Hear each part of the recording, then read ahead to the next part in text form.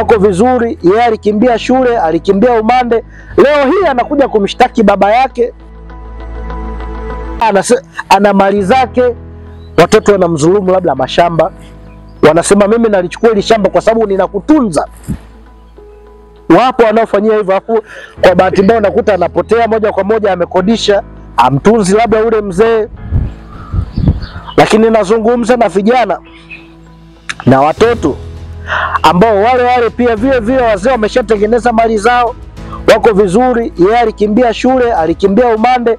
Leo hii anakuja kumshtaki baba yake, anakuja kumshtaki mama yake, anasema kwamba kwa nini mimi binafsi sijapewa urithi wa nyumba, sijapewa urithi wa kiwanja.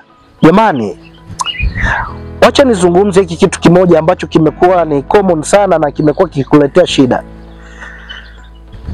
Haya masuala ya urithi, sijui wa mali, baba anatakiwa akatie shamba, sijui iko hivi. Zipo taratibu zenu za kimila ambazo tunakubaliana nazo kama nyie wenyewe ambavyo mlijiwekea, lakini upo utaratibu wa kisheria ambao upo.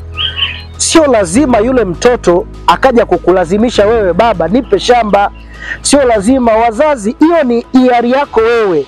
Kwa kuwa yule mtoto umemzaa wewe, hutaki ateseke, hutaki aumie, ni kwa hiari yako wewe. Unaweza kusema mimi na watoto wangu 7, nina maeneo yangu, nataka kila mmoja nimpatie eneo lake ili naye asiweze kupata shida.